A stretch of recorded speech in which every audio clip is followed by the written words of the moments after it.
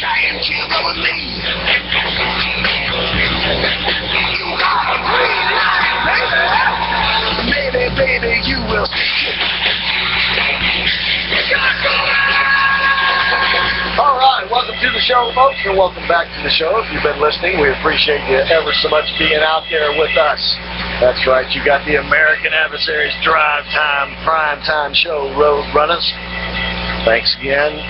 407-774-8255 is our number if you want to be a part of the show.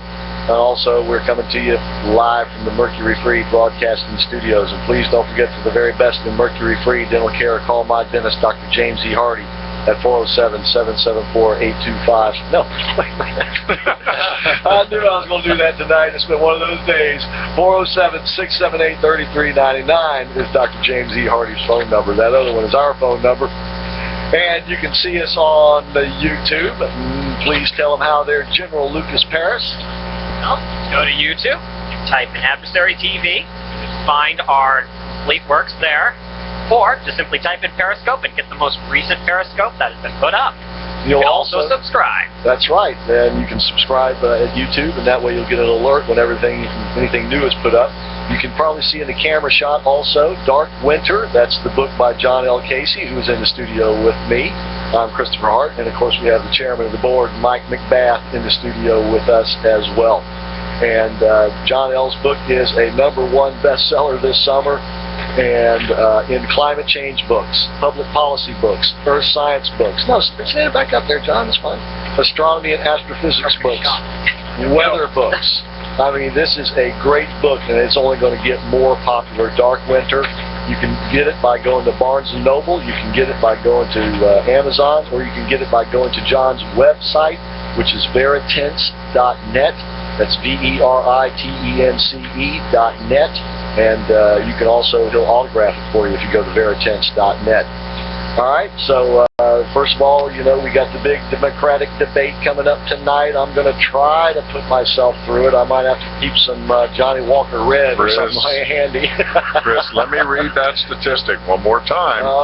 It's unbelievable. I know. I'm shocked by this. No, actually, we're not. And the question here is, did you know that 1 out of 3 Hillary supporters are just as stupid as the other 2? I did not know that. My mind is blown.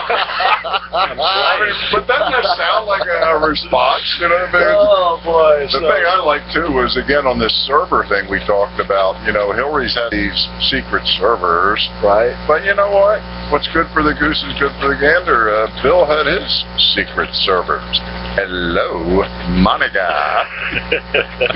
Serve it up a little more than just a little pizza. bit of Monica on my side. Oh yeah, there you go. All right, so her poll numbers are even more in the toilet than ever. So she needs to make some kind of stand tonight to stop the deterioration of those poll numbers. And of course, the excitement around Joe Biden is only growing more intense by the day. So we'll have to follow that. If you didn't catch on the Soundbite RX News Minute in the last hour, Barack Obama is having the Bureau of Prisons, federal prisons, ban pork from being served to inmates. You know what probably happened? He probably dropped some pork on his prayer rug. Yeah, he got a stain on it.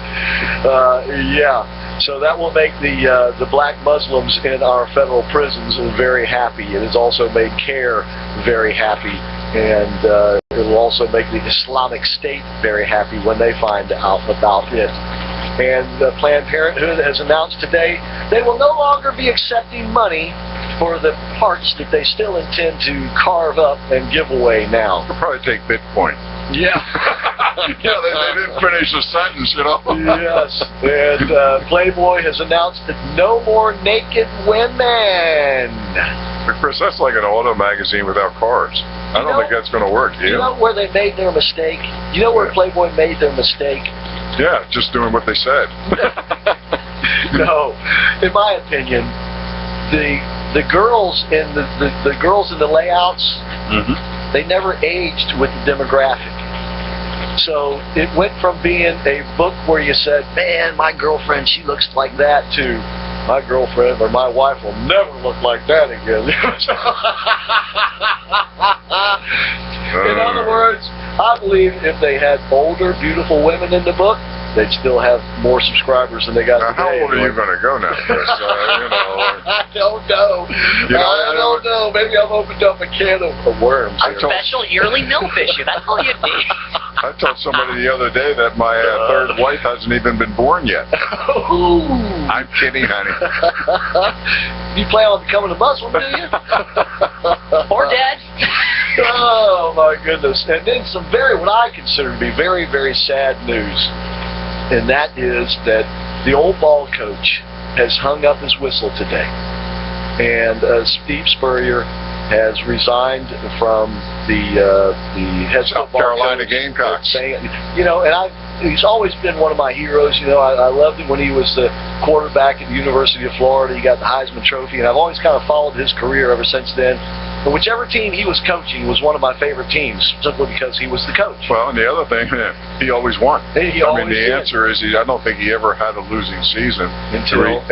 Well, what happens is I asked him. I think he's 70. And the situation here was I thought was sort of pretty professional of him in the sense that he said, you know what, I'm having trouble recruiting because they all know that I made the statement I was going to retire in a couple of years. And what happens is now all your competitors are out there going, Mr. Smith, do you want Johnny to go there because Johnny's only going to be a sophomore when the coach leaves, and then you don't know who's going to come into that position. But the problem is, this is the same problem that UCF faced. Except Spurrier's a much better coach. Not that George Rivera is a bad coach, but he's okay. Right. But the problem is with UCF, if you don't win at least 3 or 4 games, you're in a real problem because they're going to say that. Plus, they're going to say you never win anything. Yeah. Well, so it's a case that this is going to cause more pressure right here at home. Well, it's ironically that you say that. I watched the news conference today when Spurrier actually announced it himself and took a few questions. And it turns out that UCF game this year was kind of what kind of made him, say this is just not working because, UCF with the dismal season they got, and a program like South Carolina should have come in here and just blown them out. And it didn't happen. It was a struggle. I remember watching that game on TV going, oh, man. And I kind of got a feeling at that point that this was going to be the last year for him. But it turned out that was almost one of the last games for him. And plus, UCF has a tough mountain. I think they play Temple this week. Well, guess what? I think Temple's 5 or 6-0. Then they play Houston. I think that's on the. George, you better rethink this. And one thing that Spurrier said was, the reason he did it now was he says, as soon as I decided that it was inevitable, then why not? Why wait? If you know you're going to do it, do it. Don't wait and give the next guy the best chance. And it's for recruiting because South Carolina has to now focus on getting the coach because you got to bring in good athletes. If you have good athletes, you win. It's pretty simple. In college football, it's all about recruiting. All right, let's go to the phone lines. Tim, you've been patiently waiting and holding. We appreciate He's hungry.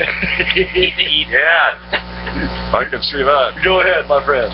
Okay, 32 days to the cruise. Yep, that's right. 35 days to the pizza eating contest. That's right. We're going to be coming off the cruise and going right to the pizza eating challenge.